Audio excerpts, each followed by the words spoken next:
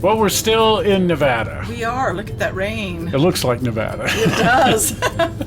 We're on the Nevada Northern still for their 35th anniversary, and that's really fun. We came out here to help them celebrate the 35th anniversary, and this week we thought we'd get everybody caught up on progress on their 4 different steam locomotives. I thought there were only 3. Well, let's call it 3.5. Okay. Because they sort of have a 4th. Sort of. And we'll show you that one and kind of get caught up on that little toy as well. But right now they've got 1 steam locomotive operating, 1 about to be operational again, and then our favorite, number 40, is going to be ready maybe in about a year. Neat.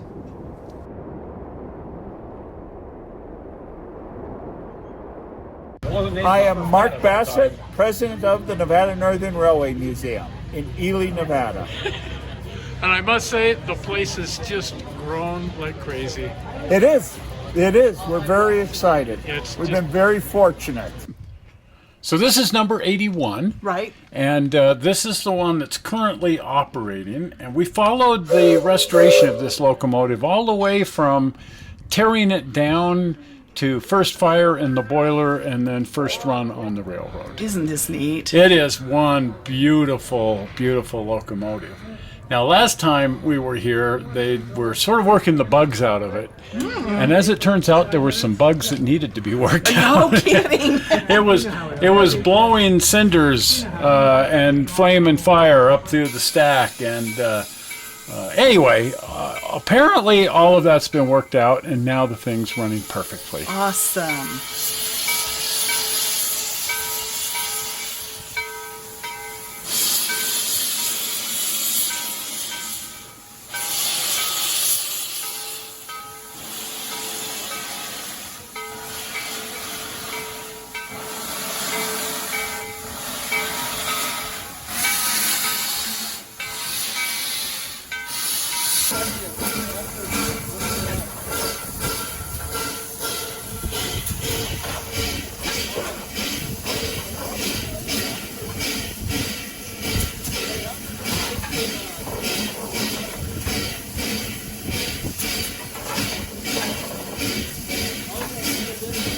I'm now an official fireman from last we met. Yes! You guys riding with us? Not today. Not today. Tomorrow. All right.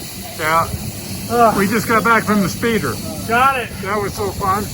Hello. Hi. So happy to report she's running I think better than the last time you guys saw it.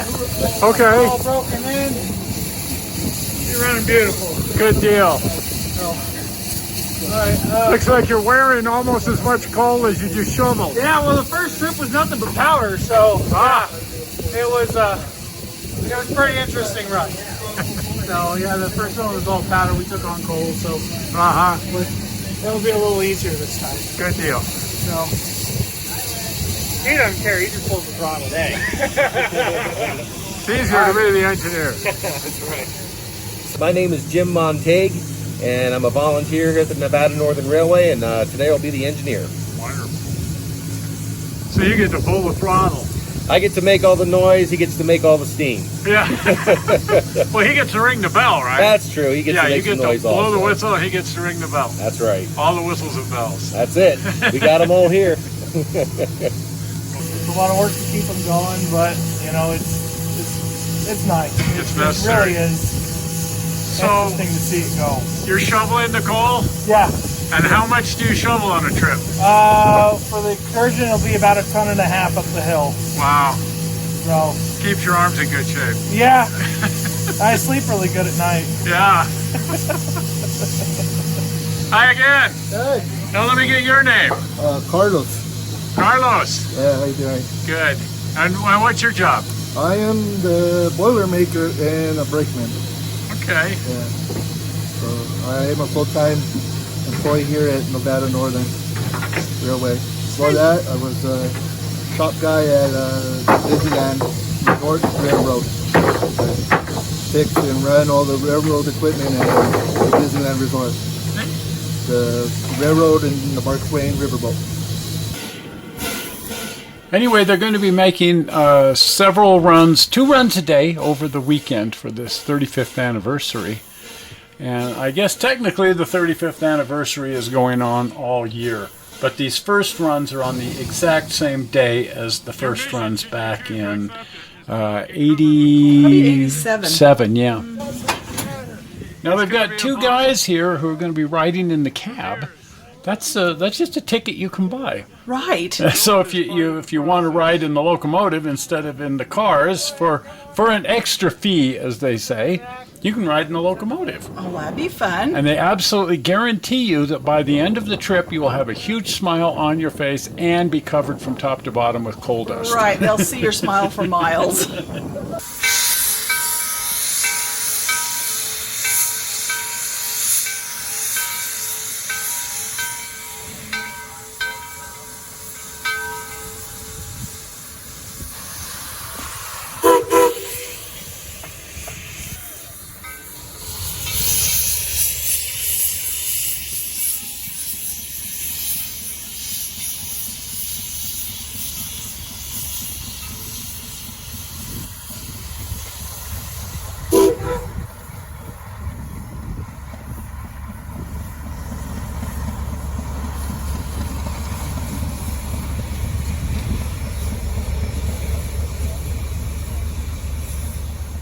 Now this is our favorite locomotive here. Right. Number 40. I love 40.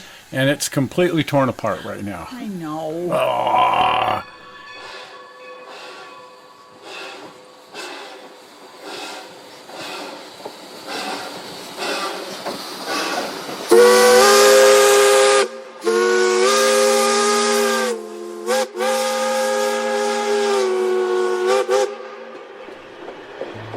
Now, number 40 is currently going through what they call a 1472 inspection. Well, I call it, I don't recognize it. The expression, anyway, what that means is after every 1472 days of operation, any steam locomotive that's being used on an FRA railroad has to be inspected. Right. And inspection needs to be put in sort of quotation marks because what it really means is completely tearing the boiler down and measuring the thickness of the sides of the boiler. It is one major project and one major inspection. You can see here they've removed all of the boiler tubes. Right. And those don't just come out, so you have to cut those out, and that destroys them, so they'll have to be replaced. But then that will allow you access to the inside of the boiler, and then someone can be on the outside of the boiler and someone on the inside. And where these X's are is where they've measured the thickness of the boiler. And everything has to be up to a certain specification, and of course it is. Oh, good. 40 is in really good shape. Now this is, there's a little number here. These are stay bolts, and any stay bolt that's been leaking water is given a number, and then they have to figure out why it's leaking water and stop the leak. So it may mean resetting the stay bolt. It may mean actually screwing the thing completely out of the side of the boiler and then replacing it, and that's no mean feat. Every one of these things is different.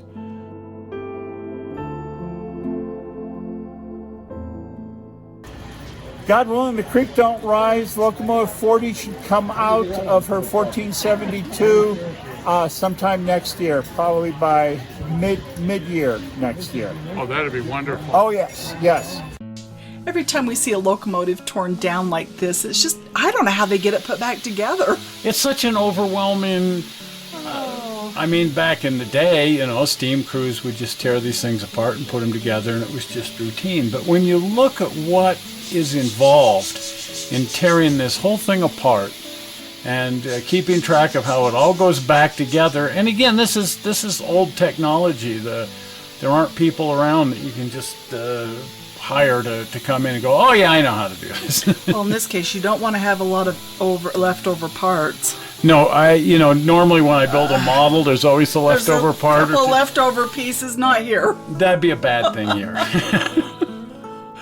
But here's the back head, and everything's removed from the back head, and you can see that all the boiler tubes inside, and yet, isn't it beautiful? It's still beautiful. Even torn apart. Right. It's just an amazing, amazing machine.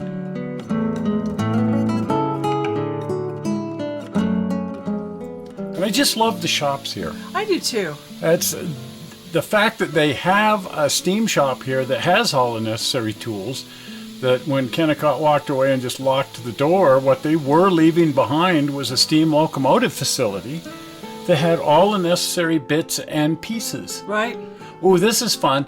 40 has Baker valve gear. Isn't that neat? And I've fallen in love with Baker valve gear because that's what we've got on our Connie models. And this is Locomotive 93, and we've ridden behind this guy many, many times. We sure have. It's in the shop right now, but normally it would be running.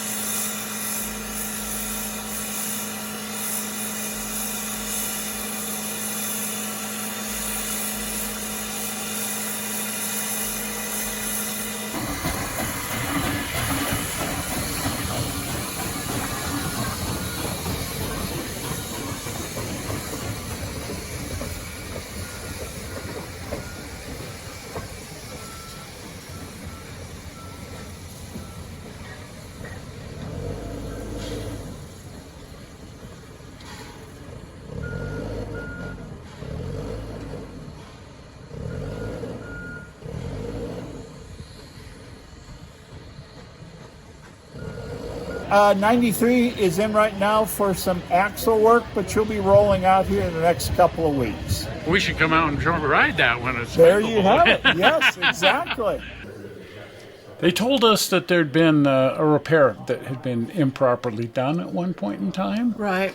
And so they put together kind of a small to-do list. The big thing is to replace the wheel bearing and wheel bushings on the number 4 axle. But then there's a few other things that they figured they would address while they had it in the shop. Isn't that the way it goes? Isn't that the way it goes? But you can see here they've dropped the number 4 axle out from underneath the locomotive. Look at the new springs. Those are cool. Yeah, wow, okay. There's your broken one. There's your problem. Yeah, right there. I know that look. Now, that's not the problem that stopped the engine, but that's one of those things that's on the to-do list Yes. that they knew needed to be addressed. The big thing is the wheel journal here, which is out of the frame right now, and they're refinishing the wheel journal and putting in new bushings and basically just repairing this axle and bushing combination. That's neat. Because it ate itself. Been there. Been there, done that. We've all had a wheel bearing go out Yeah. at some point in time. That does that. Yeah, usually they're not this big. Well, not usually, but No. still, it looks as monumental. What a major project. But there's the bronze wheel bearing or wheel bushing really, and it rides on top of the metal axle here. You can see those copper pins, and those hold the wheel in place so that it can't spin on the axle. And they're made out of soft copper so that they won't eat up the bushing. Right. And then here's the bushing That got ate up. that got ate up. C is for cookie. So all of this had to be redone and replaced, and now it's all rebuilt, and they're getting ready here to put the axle back together and load it back onto the locomotive. So they're actually quite close to having this finished.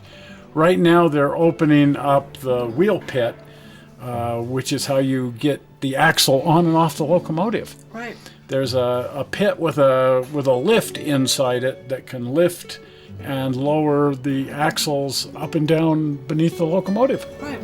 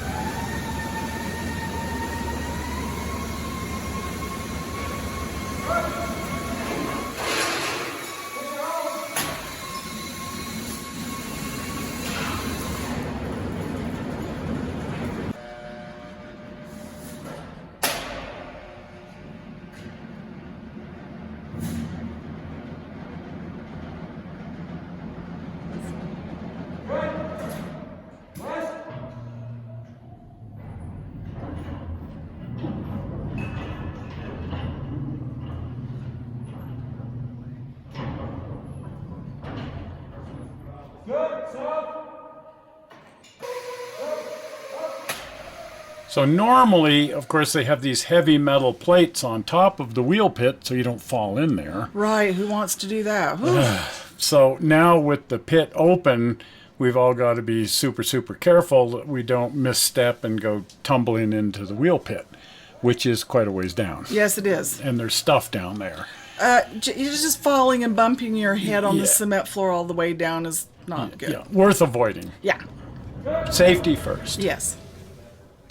Back in 6 inches. Good. Soft. Good. Down. Down.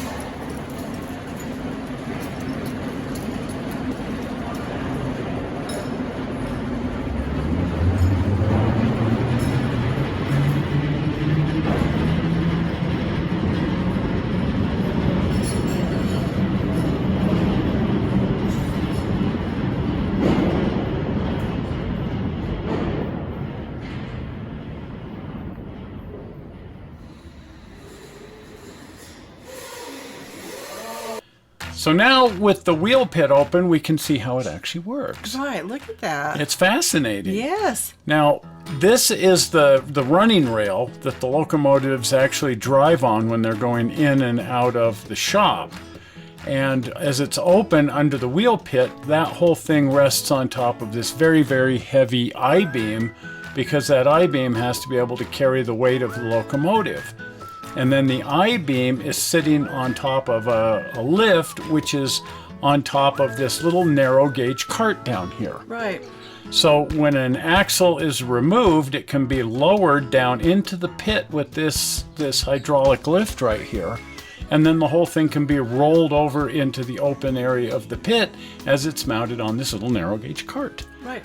And then the hydraulic lift can be used to lift the axle up out of the pit, and it can just be rolled out onto the floor of the locomotive shop. Right. Isn't that clever? That is way neat. And a little bit scary, because Just a tad. this stuff is really big and heavy. So they have an apprentice here working in the shop, and he's going to learn how to run steam locomotives and take care of steam locomotives. And isn't that a wonderful thing? Well, he's a hard-working young man. I was quite impressed. Quite impressed. And right now he's going through and cleaning up the journal here and the wheel bushing, getting ready to mount that onto the axle, and then they'll be able to lower that down into the pit underneath the locomotive and then jack it back up into place under the locomotive where it belongs. Wow. So the axle is all turned and ready to receive the journal, and the journal's all cleaned up and refinished and ready to be mounted back on the axle. Right.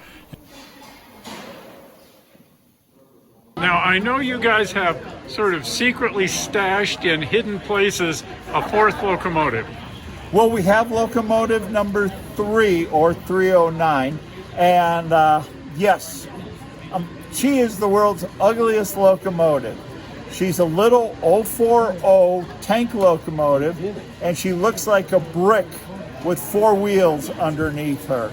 The cab is the height of the tank, and the stack is the height of the tank. But she's our locomotive. She was used up at the smelter. In fact, she has a very interesting history.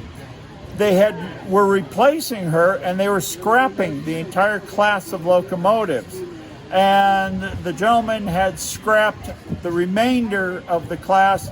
He was coming to scrap this one, and fortunately for us, it was 1929, the day after the stock market crash, and he said, "I'm broke, I'm out of business." And so Kennecott just stuffed her back in a building up there, and she was rescued by a rail fan, taken to California, ran in California at Niles Canyon, and then we got her home. So once we finish with Locomotive 40, she's up next. Now, I saw her out there, and she looked a little bit like the straw man from The Wizard of Oz. There was a little bit of her over here and a little bit of her there. Yeah. They took her apart in 1999 to refurbish her. And of course, when we got her, they said, "Oh, you got all the parts," and it's like, yeah, okay. Now you just have to figure out how they go back together. How they go back Yeah, together yeah, again. yeah. But fortunately, we have the full machine shop, so if something's missing, we can replicate it here. Good deal. Yep. Wonderful. All righty. We're going to ride the train later this afternoon. Excellent. So that'll be a lot of fun. The Silver State Express? Yes. That's the premiere of the Silver State Express today. Nice. So we'll see you then. Well, thanks a lot, Mark. You're very welcome. It seems that when we go out to the Nevada Northern, almost every time we get caught in a rainstorm. It seems like it on this road. And even though it's June, not only was this a rainstorm, it was a snowstorm. It was horrible. We had hailstones. I think we experienced it all. And you're looking at this going, and they say we're in the worst drought in the history of the state, and we are. We are, because this will go somewhere. Yeah, but in the meantime, everything's flooding and raining like crazy. Right. I wish they could put the water where we need it instead of out here in the desert where it just turns into big puddles. Right. But look at the mountains up there, all nice, fresh snow. Right. It's pretty. Anyway, if you haven't been over to the channel, do pop over to the channel and do like this video. But the big thing is, if you're not a subscriber, please subscribe by clicking on the blue button. Right there. There it is. The blue button. We're not sure how you found this video on the internet. We hope you didn't find it boring. And we will see you here on Tuesday. Right. Because we have some fun stuff. Oh, yes. See you. Bye-bye. Bye.